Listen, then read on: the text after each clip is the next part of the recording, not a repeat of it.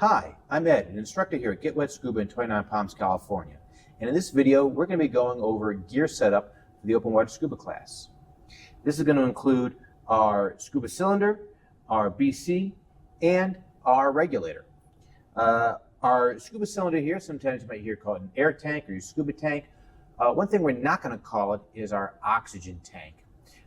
In our open water class, we are going to be breathing air, the same air that is all around you right now.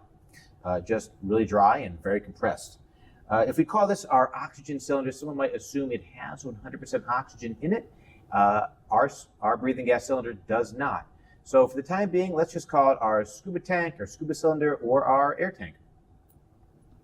When we first get our tank, we're going to take a look at it for just general condition. So we're going to get down and just kind of run our hands over it, make sure that there are no big gashes, nicks, pitting. We're going to take a look at the bottom of the cylinder as well, make sure that there's no damage there. We are generally looking for something that is in good condition, that is not going to injure us by cutting us or scraping us, or is not going to injure us by potentially failing catastrophically. So take a look and just look at the general condition of the tank, running your hands over it. After that, we're going to take a look at some of the markings on the cylinder. These markings tell us a lot about the cylinder itself. For instance, this says DOT3AL. That tells me that this is an aluminum cylinder. If I was otherwise unsure, I could take a look at the flat bottom of the cylinder, and that would tell me that this is an aluminum cylinder. That cylinders made out of steel have a rounded bottom and will be marked 3AA. This also says, right after the 3AL, 3000. That means the working pressure of this cylinder is 3000 psi. Above that, I see something that says TC3ALM 207. That's for up in Canada, where 3ALM means aluminum. The 207, that's 207 bar, which is a metric conversion of pressure. Same thing as 3000 psi. After that, I see some numbers here. That is the serial number of the cylinder itself, of the tank. So if I ever had to go back to the manufacturer and find out if there was a recall or inform them of something odd about this tank, or find out when it was made, where it was made, I can reference that serial number. After that, it actually says Luxfer, L-U-X-F-E-R. That is the manufacturer of this cylinder. Luxfer and Catalina are probably two of the most common manufacturers of aluminum cylinders.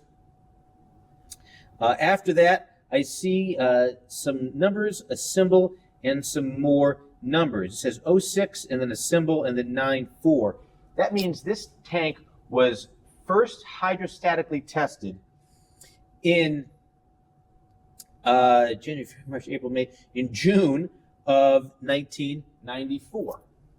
This is important. This tells me an approximate manufacture date. It also lets me know how often or when this should have been hydrostatically tested. So in the United States, that's every 5 years. This has to go back in for hydrostatic testing.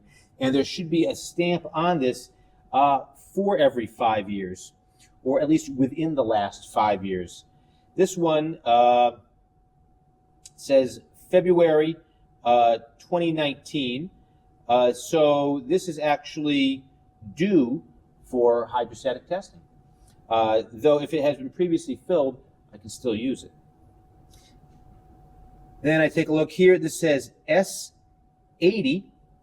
The S80 means that this is rated to hold 80 cubic feet of air. So when this is filled to 3000 psi at approximately 72 degrees Fahrenheit, it should have 80 cubic feet of air compressed into this cylinder. If this were to say something like S63, S100, that would be a 63 cubic foot cylinder, a 100 cubic foot cylinder, but that tells you how much air is actually in there. Yeah. After that, we see a sticker on here. This sticker says Annual Inspection Certificate. The stickers aren't standardized, but there's going to be a sticker saying that it has been visually inspected within the last year. These visual inspections are an industry standard. They are not required by law, but no one will fill a cylinder unless it has been visually inspected by a trained professional within the past year.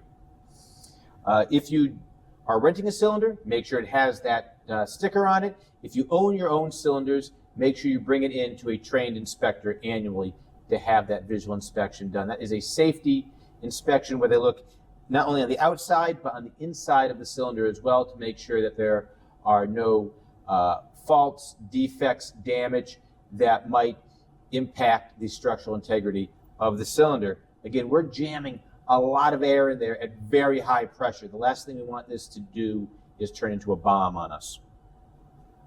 The next thing we are going to do is take a look at the valve on top of the cylinder. This is what connects our cylinder to our regulator. It is where air both enters and exits the cylinder. So when we fill it and then when we use it and pull gas out of it to breathe. There are some features to take a look at. Number one, when you look at the orifice, the opening here, there should always be a good O-ring in there. In this case, I see a nice black O-ring. It does not appear to be pitted or corroded or cracked, broken, dry rotted. All these things you need to look out for. If you're missing the O-ring or if the O-ring has gone bad, you will not get a good seal between the valve and the regulator. You will leak air, possibly not be able to do your dive. This is a very cheap O-ring. It pays to have some in your Save a Dive kit. It is quick to change, and the last thing you want to do is have to scrap a dive because you're missing a 50-cent O-ring. Another thing you'll see here on the side of the valve is the burst disc. This is something that is required in the United States. Behind here, there's a little brass disc. This disc is engineered to fail and let air out of the cylinder if this becomes overpressured. So that will fail first, so hopefully this does not turn into a bomb. And on the side here, we have the handle. We want to take care of the handle. We never want to gorilla grip this open. All these things come together to be a very important part of our scuba kit. Once we've determined that our cylinder is in good condition, the next thing we're going to do is take a look at our BC or BCD. That stands for Buoyancy Control Device. In this case, it is a jacket style. You also have a backplate, wing, and harness style. They effectively do the same thing. They have a way of holding the cylinder on your back and a way of filling up with some air to compensate for you being negatively buoyant. So when we're at the surface, we will fill this up with air so we float. And if we are underwater and we are a little negatively buoyant, we can add some air into this to compensate for being heavy. When we get our BC, we want to take a look at it and make sure everything is in good working condition. That includes our buckles and straps, making sure that they work nice and easy. Nothing is broken. The straps and the webbing are in good condition. That our tank strap on the back is in good condition. Nothing is frayed, nothing is cut. We want to make sure that our cummerbund, this big Velcro strap around the middle, is sticking and in place. This cummerbund does the majority of the work to keep this on you. So it's important that that is in good condition. We want to take a look at our inflator hose here. So this is a big corrugated hose. This is what connects our BC to our regulator and our cylinder so we can automatically fill this with air without having to take a regulator out of our mouth. And at the end, there is an inflator. This has an inflation and a deflation button. So on the side here, we have a power inflator button. And on the top, we have a button that allows us to either orally inflate or to deflate our BC. There is also a Schrader valve connection here. Again, this is where our regulator hooks up to our BC so we can power inflate.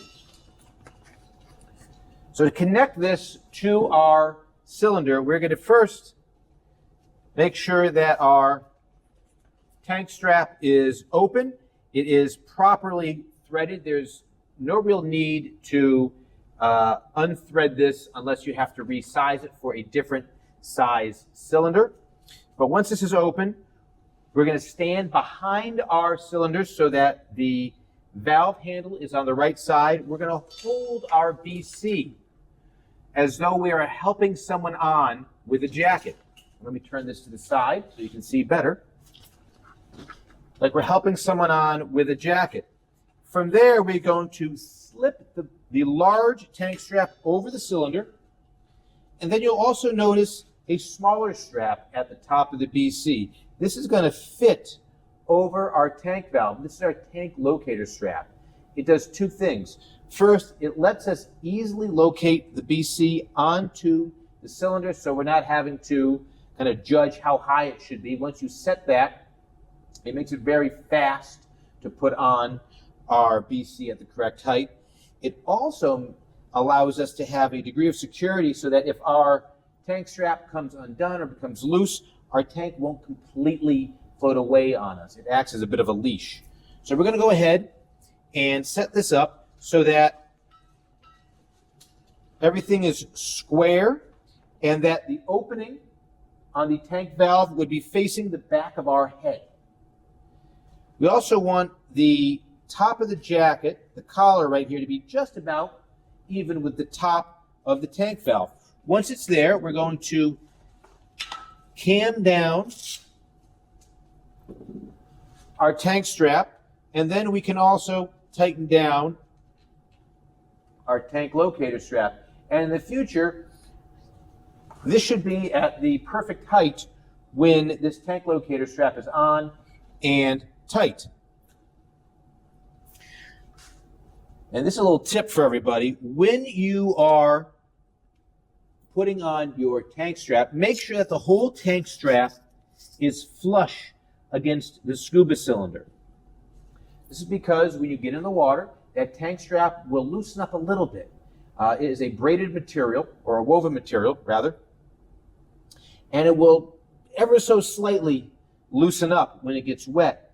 If there is a gap there, it will become loose, and your tank probably will slide out, and you'll have to make that adjustment in the water, which is absolutely no fun. So make sure that this is as tight as it can be and is completely flush to the cylinder. Once we think it's on there nice and tight, we're going to grab it by the shoulders, pick up, and give it a shake. And it should not move. From there, we can check a few other things on our BC. We can orally inflate by putting our mouth on the opening here on the power inflator, pressing the top button with our forefinger, and blowing in.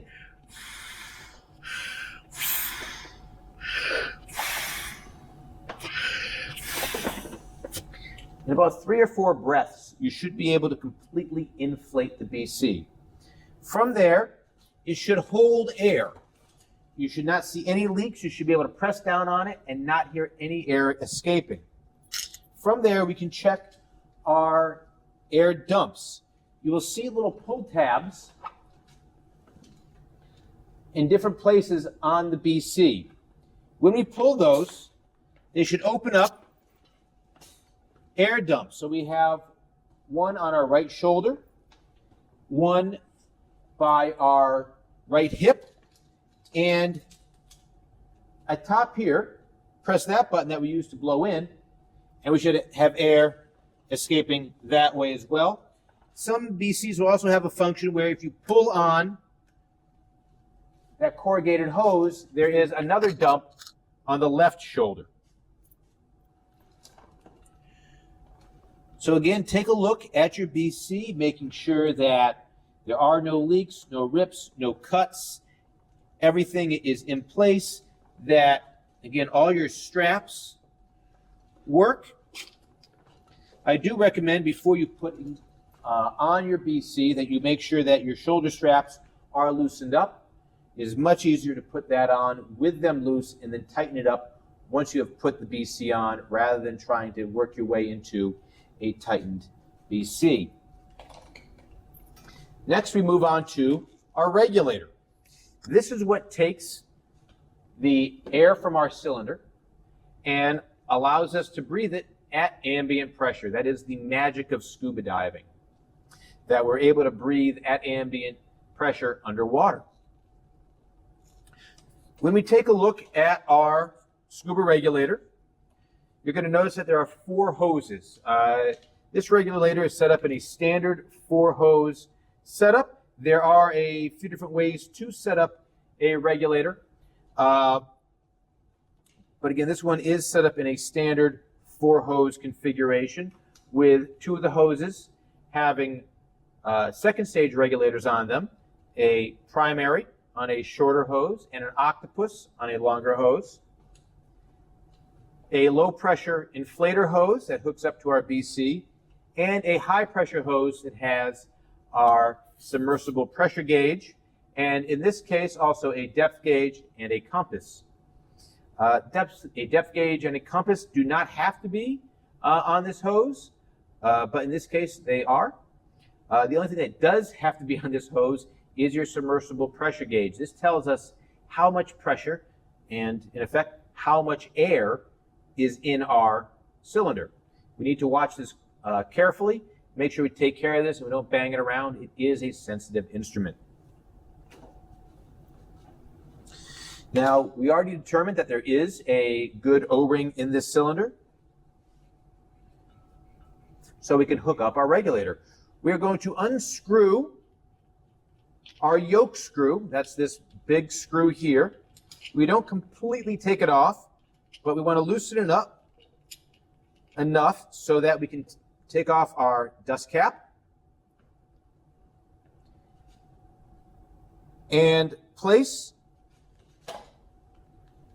our opening on our first stage regulator over the opening on our tank valve.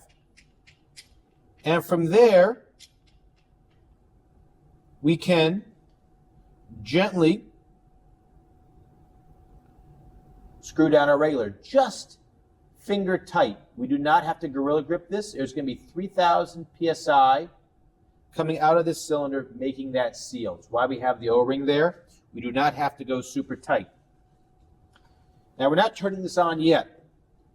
So we set this up so that the 2 things that go in our mouth, our 2 second stage regulators, are on our right side, and the 2 things that do not go in our mouth are on our left side. Pretty straightforward. When we take a look at our second stage regulators, we want to make sure again that these are in good condition. They do not look cracked, broken.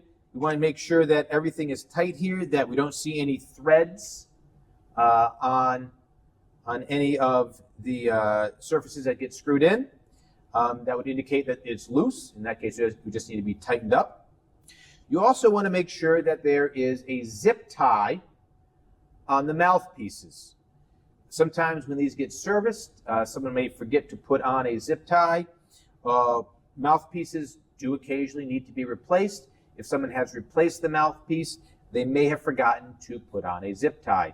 Make sure it is there. You don't want this coming out of your mouth underwater. So we check that. The next thing we will check is we're going to do a little test to make sure that the diaphragm in this is not leaking. So with the air turned off, we're just going to gently breathe against the regulator. Same thing with the octo. And we should feel suction. we should feel no air coming through that, but rather we should feel like we are just breathing against something that we can't breathe against, that we are sucking in, and you'll actually hear and feel the diaphragm in there pull in as it's not allowing air through. That's good. If you're able to breathe through this, suck in gently without this being turned on, there's a leak somewhere in here, and that regulator needs to be serviced. Do not dive with it.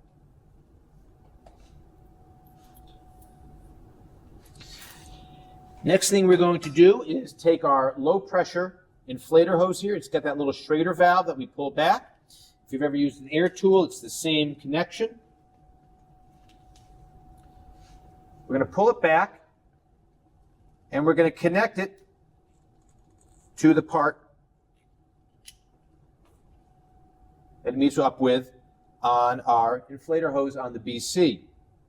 You may have to push that part down to make a good connection, but we should be able to pull against that and it not come off. To remove it, we simply just pull back the same part at the end of the hose that we used to put it on with.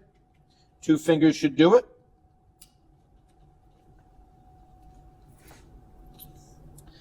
Next, we're going to turn on our cylinder. I'm going to take my SPG here, my submersible pressure gauge, and I'm just going to place it against my cylinder just in case something happens. This gets the full pressure from our cylinder, and we want to make sure that if it does fail, it's not going to hit me in the face.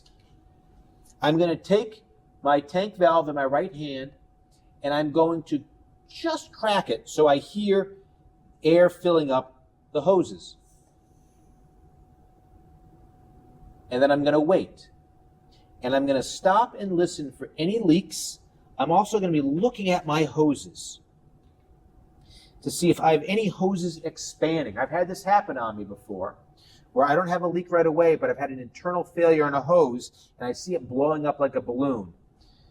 And because I only turned it on just slightly, I can very quickly turn it off if I need to. But if I do not see anything irregular, I don't hear any big leaks, I can go ahead and turn on my cylinder all the way. Do make sure that you turn the yoke part, that's the section that connects your regulator to your cylinder, away from the tank valve handle. We don't want it rubbing on there and damaging the handle. So we want to turn this tank valve on all the way, and when you feel it stop, just let go. It should turn easily. Again, we're not gorilla gripping that on or off. When it's open, it's open. When it's closed, it's closed. Another thing that we're not going to do is do any kind of a half turn closed. You may hear some people who have dove for a very long time saying, go all the way open, half turn closed. That is advice from maybe 50 years ago, when tank valves were a lot less reliable and had the potential to get stuck on. Modern tank valves do not have that problem. For your own safety and the safety of those you dive with, make sure your tank is either all the way on or all the way off. People have died because someone has accidentally turned off their tank valve thinking it was not on because someone had given that half turn forward. They went, gave it a little turn to, oh, not all the way on, closed it for them, thinking that they were opening it. We do not want that to happen. That gets even more dangerous when, if you take a look at your SPG here, your submersible pressure gauge, and we turn off our cylinder all the way, our SPG still reads full pressure because the lines are charged. Not until I purge my regulator does my SPG drop. So it is possible to turn off someone's tank and them not know by looking at their pressure gauge. Something else we need to take a look at. I mentioned just cracking on your tank. Well, you might crack it on. Someone needs some help. You walk over and you've forgotten to turn your cylinder on all the way. Well, when I take a look at my SPG here, and I breathe off my regulator with a just cracked tank valve, this needle here on my gauge will bounce. Your needle should never bounce. One single breath should not draw enough air out of this to register on your SPG. If you see it bouncing, that means you either have a bad gauge or you have a tank that is not open all the way. So I'm going to go ahead and open this all the way so we can test our regulator. So while looking at my SPG, I'm going to hit my purge button on the back of my reg, make sure that works. Then I'm going to take a couple breaths. I did not see any kind of a bounce. My regulator breathed easy. I had one initial exhale that needed to kind of free up a lever there, but everything works as it should. Same thing with my octo. I'm going to press that purge button. I am then going to breathe off of it.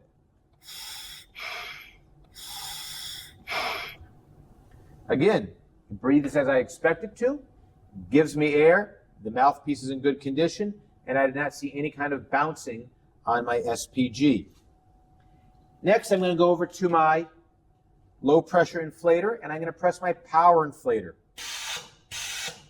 I'm just going to give that a couple taps, making sure that air is going into my BC when I press this. I want to make sure to test this before I go in the water. A common failure, not something that's happening all the time, but something you should be looking out for, is a power inflator button getting stuck in the open position. Whereas it's pressed, oftentimes something that has not been serviced in a while, and the mechanism gets stuck open, either a lot or a little, and the BC just continuously inflates. That calls for a servicing of the power inflator. It's something that's nice for you to carry in your Save a Dive bag for about 20 bucks. You can pick one up off Amazon. You can swap them out with 1 or 2 zip ties. Takes about 2 minutes, and you can really save a dive. If this is going off and you are either already in the water or you need to stop this right away, just disconnect your low pressure inflator hose.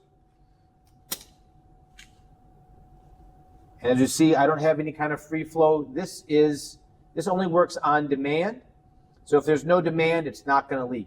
This can be disconnected in the water in the case of an emergency.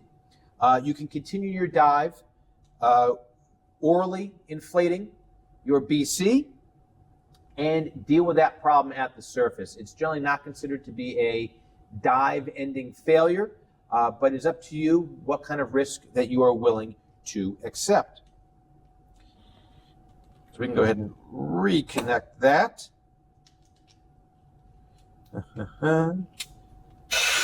Just press that on. All right, so that is our scuba unit. A few other things that we want to be taking a look at before we get in the water include our mask, making sure that the glass on our mask is in good condition. We don't have any tears or cracks in the silicone skirt, that when we put it on our face, we get a good seal, that our mask strap is in good condition, that it is not cracked, it is not going to fail underwater on us. Mask straps are another good thing to carry in your Save a Dive bag that can be quickly swapped out. It's the kind of thing that over time you put your gear away, you don't use it for a season, that something can get a nick, it can dry rot, and when you pull it out, you get to the dive site, you didn't check your stuff before, you give that a little stretch and it snaps on you. For about a $5 mask strap, you can save your dive. Our fins Same thing with our fin straps. Fin straps are a common failure. They always fail at the absolute worst possible time. Carrying extra fin straps is a great thing. Again, it's another low-cost item that can really save a dive. We want to make sure that our fins are in generally good condition as well. The foot box is not cracked. It remains supple and comfortable. When we take a look at the blade itself, that the blade is not cracked, in good condition, and is not going to fail on us underwater. Our fins are our primary means of propulsion. It is very difficult to move through the water when scuba diving without fins. Making sure that they are ready to go and in good condition is extremely important. In scuba diving, there's countless other bits of gear, your wetsuit, your weight belt, any gear that is specific to the activity that you're doing, whether it might be a flashlight, might be a camera, might be a dive knife, might be nets or spear guns. All these things become part of your personal gear setup and pre-dive check. But in this video, we have just gone over setting up our scuba unit. So again, that is our cylinder, our regulator, and our BC. Actually, we'll take this apart as well. We'll turn off our tank valve, turning it off all the way. When we feel it stop, we just stop. From there, we will hit one of the purge buttons and purge the pressure out of the lines. Disconnect our low pressure inflator. Unscrew our yoke screw.